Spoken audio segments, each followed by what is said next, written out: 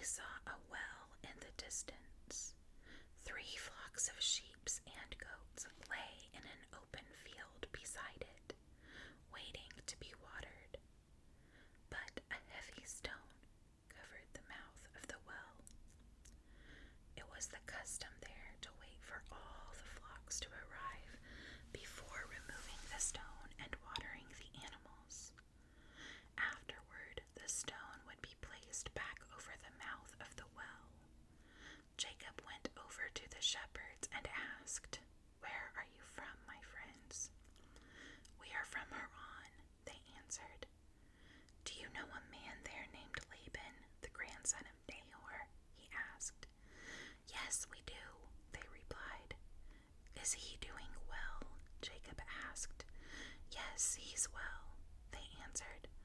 "Look, here comes his daughter Rachel with the flock now." Jacob said, "Look, it's still broad daylight, too early to round up the animals. Why don't you water the sheep and goats so they can get back out to pasture?" "We can't water the animals until all the flocks have arrived," they replied. "Then the shepherds move the stone from the mouth of the well, and we water all the sheep and goats." Jacob was still talking with them when Rachel arrived with her father's flock, for she was a shepherd. And because Rachel was his cousin, the daughter of Laban, his mother's brother, and because the sheep and goats belonged to his uncle Laban, Jacob went over to the well and moved the stone from its mouth and watered his uncle's flock. Then Jacob kissed Rachel, and he wept aloud. He explained to Rachel that he was her cousin on her father's side, the son of her aunt Rebekah. So Rachel quickly ran and told her father Laban. As soon as Laban heard that his nephew Jacob had arrived, he ran out to meet him. He embraced and kissed him and brought him home. When Jacob had told him his story, Laban exclaimed, "You really are my own flesh and blood."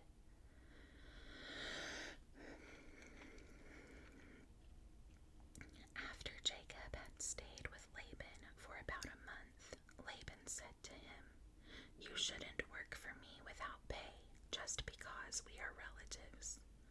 Tell me how much your wages should be." Now Laban had 2 daughters. The older daughter was named Leah, and the younger one was Rachel. There was no sparkle in Leah's eyes, but Rachel had a beautiful figure and a lovely face. Since Jacob was in love with Rachel, he told her father, "I'll work for you for 7 years if you will give me Rachel, your youngest daughter, as my wife." "Agreed," Laban replied. "I'd rather give her to you than to anyone else. Stay and work with me." So Jacob worked 7 years to pay for Rachel. But his love for her was so strong that it seemed to him but a few days. Finally, the time came for him to marry her. "I have fulfilled my agreement," Jacob said to Laban. "Now give me my wife so I can sleep with her." So Laban invited everyone in the neighborhood and prepared a wedding feast. But that night, when it was dark, Laban took Leah to Jacob, and he slept with her. Laban had given Leah a servant, Zilpah, to be her maid. But when Jacob woke up in the morning, it was Leah. "What have you done to me?" Jacob raged at Laban. "I worked 7 years for Rachel. Why have you tricked me?" "It's not our custom here to marry off a younger daughter ahead of the firstborn," Laban replied. "But wait until the bridal week is over, then we'll give you Rachel too, provided you promise to work another 7 years for me." So Jacob agreed to work 7 more years. A week after Jacob had married Leah, Laban gave him Rachel too. Laban gave Rachel a servant, Bilhah, to be her maid. So Jacob slept with Rachel too, and he loved her much more than Leah. He then stayed and worked for Laban the additional 7 years. When the Lord saw that Leah was unloved, he enabled her to have children, but Rachel could not conceive. So Leah became pregnant and gave birth to a son. She named him Reuben, for she said, "The Lord has noticed my misery, and now my husband will love me." She soon became pregnant again and gave birth to another son.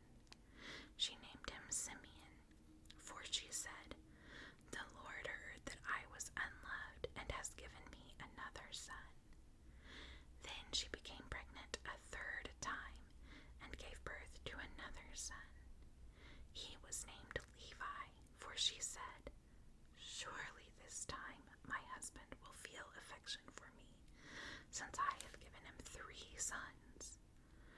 once again